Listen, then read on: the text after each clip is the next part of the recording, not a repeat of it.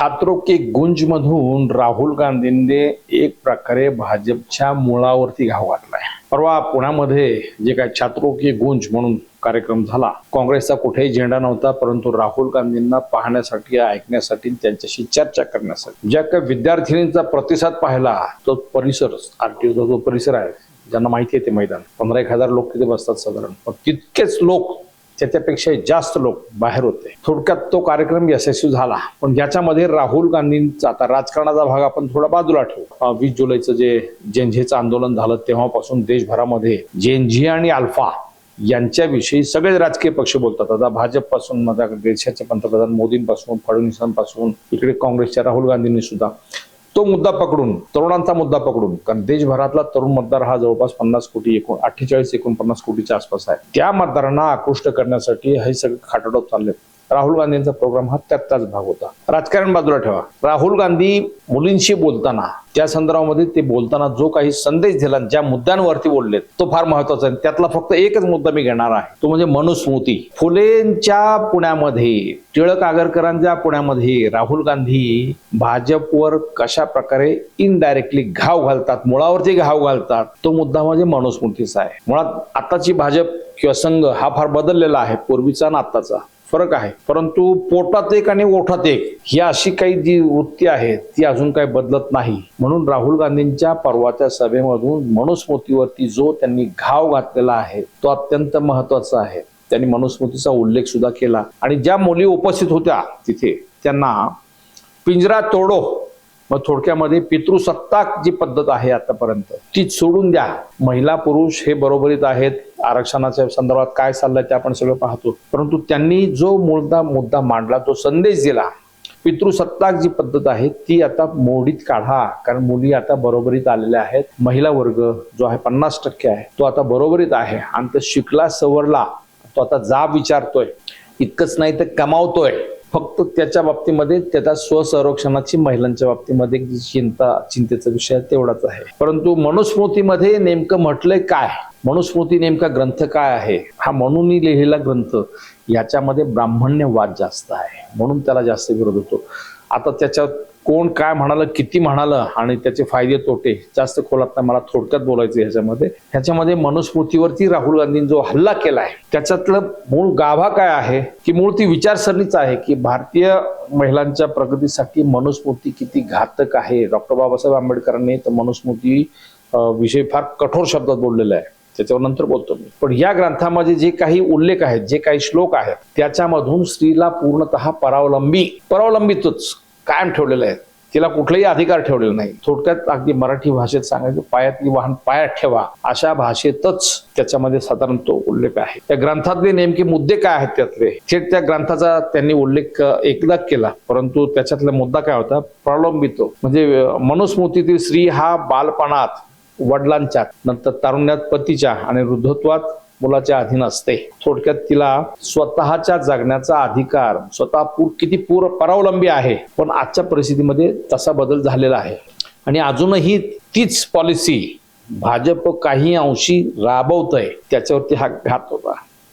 म्हणजे मानसिक पिंजऱ्यातून त्यांनी थोडक्यात सांगितलं की पिंजरा तोडो, त्याच्यात असं तेच म्हटलेलं आहे की महिला ज्या बंदिस्त आहेत अजूनही, ते बंदिस्तपणा त्यांनी सोडून द्यायला पाहिजे, असा त्यातला तो भाग होता। मुळात त्या मनुस्मृती ग्रंथामध्ये जे 400 श्लोक आहेत एकूण त्याच्यामध्ये, त्याच्यातल्या 12 अध्यायापैकी अध्याय 3, 5 आणि 9 याच्यामध्ये सर्वाधिक जास्त चर्चा महिलांविषयी आहे। महिलांसाठीचे 400 श्लोक आहेत, त्यातले काही मोजके जे आहेत। मनुस्मृती हा ग्रंथ काहींना तो आदर्श वाटतो, काहींना तो आपल्या हिंदू धर्माची गुलामी वाटतो। म्हणजे महिलांच्या बाबतीमध्ये सन्मानजनक कोणते जे श्लोक आहेत त्याच्यामध्ये, यत्र नार्यस्ते पूज्यन्ते रमन्ते तत्र देवता, जिथे नारीची पूजा होते तिथे देवता रममाण होतात, जिथे पूजा होत नाही तिथे सर्व धर्मक्रिया विफल होतात, हा एक श्लोक आहे। म्हणजे थोडक्यात त्याचं स्पष्ट असं, ज्या कुळामध्ये पिता पतीद्वारे स्त्रियांची पूजा होत असते तिथे देवता प्रसन्न होतात, म्हणजे महिलांच्या सन्मानाच्या बाबतीमध्ये। परंतु त्याच्यामध्ये मुलींच्या किंवा महिलांच्या संरक्षणाच्या बाबतीतला दुसरा जो एक वादाचा भाग आहे, त्याच्याविषयी मी जरा बोलतो तुम्हाला। कारण स्त्री कधीही स्वतंत्र होऊ शकत नाही. महिलेने बालपणी तिच्या वडिलांच्या नियंत्रणातच राहावे. तरुणपणी नवऱ्याच्या आणि पतीचा मृत्यू झाल्यास मुलाच्या आधिपत्याखाली असलं पाहिजे. म्हणजे थोडक्यामध्ये स्त्रीचं परावलंबित्व, तिचं स्वातंत्र्य हे कायम वादाचाच मुद्दा आहे. म्हणजे पती पत्नीच्या बाबतीतला जो मुद्दा आहे हा म्हणजे हे तुम्हाला स्त्री संरक्षणाच्या बाबतीत सांगतो. पती पत्नीच्या बाबतीतला जो धर्माने सांगितलेला, थोडक्यामध्ये म्हणून सांगितलेला मुद्दा आहे त्यातला, की पती सदाचार शून्य असो, दुसऱ्या बाईवर प्रेम करत असो, विद्येने गुणशून्य असो, तरीही पत्नीने त्याची देवाप्रमाणे सतत सेवा केली पाहिजे. आता त्या श्लोक क्रमांक वगैरे 5:1:54 आता ते आपण नेमकं श्लोक माझ्याकडे आता नाही आहेत, परंतु नरहर कुरुंदकर यांनी मनुस्मृतीवरती जे भाष्य केलेलं आहे ते पुस्तक जरूर वाचा. म्हणजे मी काय बोलतो ते आणखी स्पष्ट होतं तुम्हाला. पतीची सेवा हेच पत्नीचे व्रत, तिचा यज्ञ आणि त्याच्या आज्ञेत राहणे हाच तिचा स्वर्ग. लग्नात वधूचे दान केले जाते, त्यामुळे ती पतीच्या मालकीची वस्तू आहे, तिने ध्यानात ठेवावे कायम. नवऱ्याने बायको सोडली किंवा विकली तरी त्याची मालकी कायम राहते.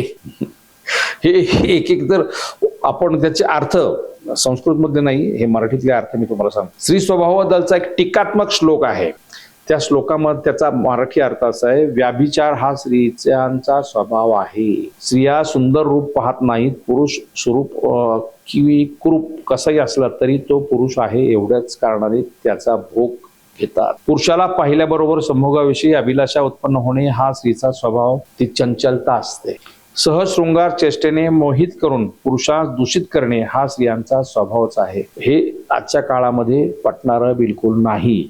मी तुम्हाला फक्त मराठीतील त्या काही श्लोकांचे अर्थ सांगतोय. इतर सामाजिक नियम काय स्त्रियांच्या बाबतीतले? स्त्रियांना वेदांचा अधिकार नाही किंवा वेद स्मृती पुराणोक्त आपण ज्याला म्हणतो स्मृतींचाही अधिकार नाही. त्यांनी धर्मज्ञ बनू नये. किंवा श्री शंकराचार्य कधी ऐकले का तुम्ही? नाही ऐकलेले. स्त्रियांसाठी मद्यपान, दुर्जन समागमन, पतीपासून दूर राहणे, इकडे तिकडे भटकणे हे 6 व्याभिचार दोष आहेत. स्त्रियांनी पहिला पती वारला तरी कधी दुसरा नवरा करू नये. मात्र पहिली पत्नी वारली तर पतीने तिचं दहन झाल्यावरती दुसरं लग्न करावं, त्याला संमती आहे. जिला भाऊ नसतील तिच्याशी शहाण्याने विवाह करू नये. ज्यांना फक्त मुलीच झाल्या त्यांच्या मुलींशी लग्न करू नये. हे सगळे हे मराठीतले मी अर्थ सांगतोय. संस्कृत मध्ये आधी खोलात जात नाही, तितक्या वेळ पण मला नाहीये. म्हणजे हा असा आदर्श ग्रंथ, आचार ग्रंथ थोडक्यामध्ये हिंदू धर्मामध्ये महिलांसाठी बाबासाहेब आंबेडकरांनी त्याला स्पष्ट म्हटलं. स्त्री आणि शूद्रांविषयी भेदभावपूर्ण श्लोकामुळे 25 डिसेंबरला बाबासाहेबांनी 25 डिसेंबर 1927ला महाडमध्ये या ग्रंथाचं दहन केलं. तो जाळला तर त्यावेळेस तो जाणणारे त्याच्याविषयीचा ठराव करणारे सहस्रबुद्धे होते. त्यांनी सुद्धा त्याच्यामधले असहमती दर्शवली की हे अशा प्रकारे धर्मग्रंथामध्ये मनुस्मृतीमध्ये म्हटलेलं आहे हे मान्य नाही. सहस्रबुद्धे हे ब्राह्मण होते. म्हणजे आजच्या काळामध्ये मनुस्मृती ही लागू आहे का? तर बिलकुल लागू नाही. परंतु अजूनही काँग्रेसवाले टीका करताना भाजपवरती मनुस्मृतीच्या आधारेच टीका करतात. कारण का? भाजपचं पोटात एक आणि ओठात एक. प्रत्यक्षात भाजप सांगतो काय आणि करतो काय याच्यावरती कोणाचाही विश्वास नाही. म्हणजे जे काही मनुस्मृतीमध्ये म्हटलेलं आहे ते आम्हाला कदापि मान्य नाही. परंतु एक ध्यानात घ्या, आजच्या काळामध्ये मनुस्मृती ही लागूच होऊ शकत नाही. तो काय प्रश्नच येत नाही का? भारतीय संविधान हेच सर्वोच्च आहे. जे 1794 मध्ये ब्रिटिशांनी पहिला हिंदू कायदा मनुस्मृतीच्या आधारावरती बनवला होता, पण स्वातंत्र्यानंतर हिंदू कोड बिल म्हणजे 1955-56 मध्ये ते पूर्णतः रद्द केलं. विवाह, घटस्फोट, वारसा, दत्तक हा हिंदू विवाह कायदा, हिंदू वारसा कायदा 2005 नुसार मुला इतकाच समान वाटा आहे. मनुस्मृतीमध्ये तसं म्हटलेलं. महाराष्ट्रात 10 वर्षापूर्वी सरकारने मनुस्मृतीच्या विक्रीवरती बंदीच घातलेली आहे. म्हणजे तो एक सरकारने मोठा निर्णय घेतला त्यावेळेस खरं तर ते भाजपचंच शासन होतं, त्याच्यामुळे तो काही प्रश्न येत नाही.